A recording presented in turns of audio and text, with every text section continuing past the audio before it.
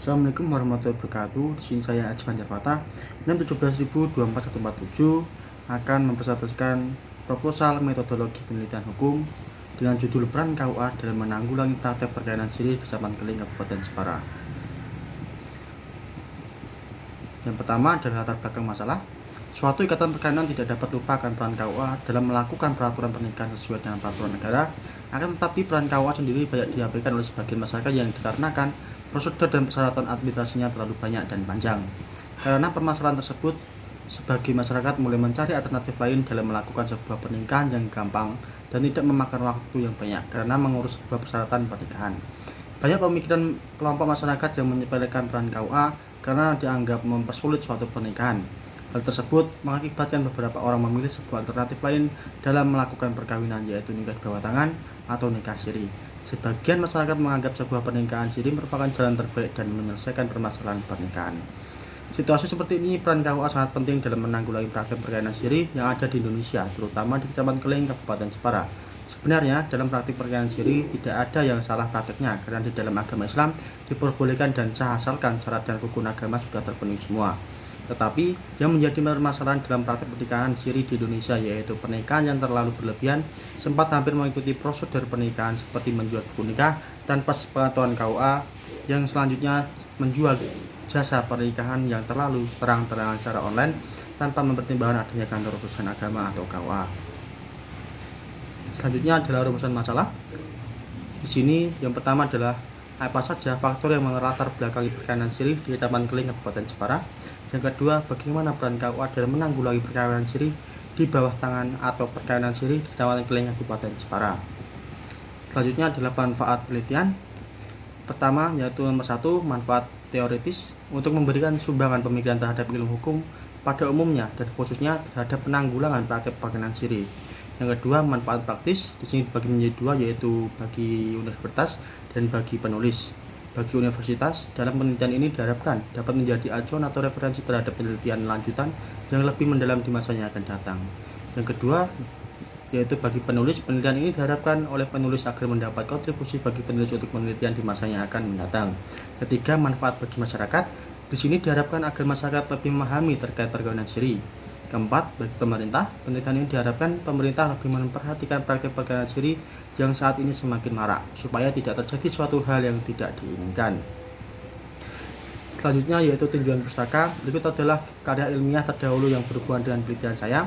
Yang pertama adalah peran KUA dalam mengatasi nikah siri di Kecamatan Metro Gebang, Kabupaten Lampung Timur.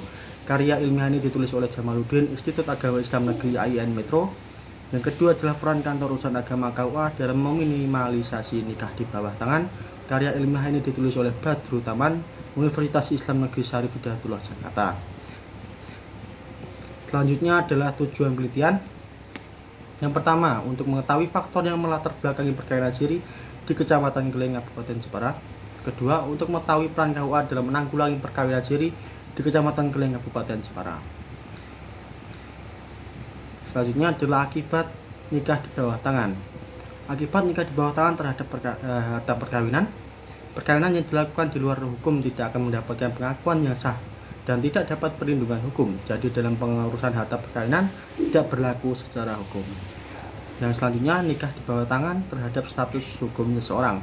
Kejelasan status perkawinan sepasang suami istri melakukan bukti otentik tentang perkawinan mereka menjadi landasan dan dasar bagi pengakuan status hukum seorang anak yang dilahirkan dari orang tua yang melangsungkan pernikahan di bawah tangan. Dan pencatatan perkawinan bertujuan untuk mewujudkan ketertiban perkawinan dalam masyarakat. Ini merupakan salah satu upaya yang diatur dalam perundang-undangan, artinya ada pencatatan hukum. Selanjutnya adalah dasar teori. Dasar teori yang saya pakai adalah bagi yang beragama Islam, pencatatan oleh pegawai pencatatan sebagaimana dimaksud dalam Undang-Undang Nomor 32 Tahun 1954 tentang pencatatan nikah, talak, dan rujuk. Selanjutnya, bagi mereka yang bukan Islam, pencatatan dilakukan oleh pegawai pencatatan pernikahan pada kantor urusan sipil atau pencatatan sipil.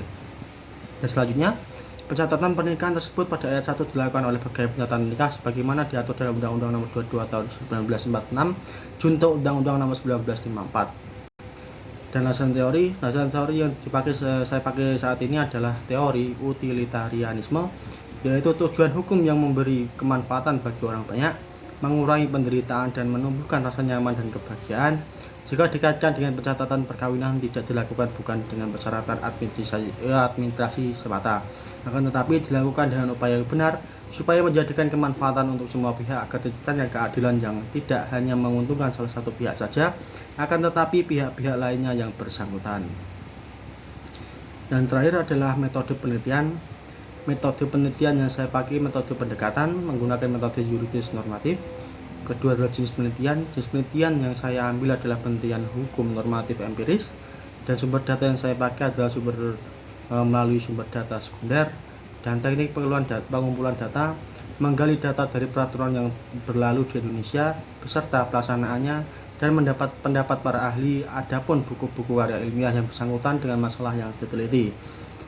Dan terakhir teknik analisis. Di sini saya menggunakan teknik analisis data kualitatif. Sekian dan terima kasih. Jika ada kekurangan dan tutur kata saya yang kurang mengenakan, saya minta maaf sebesar-besarnya.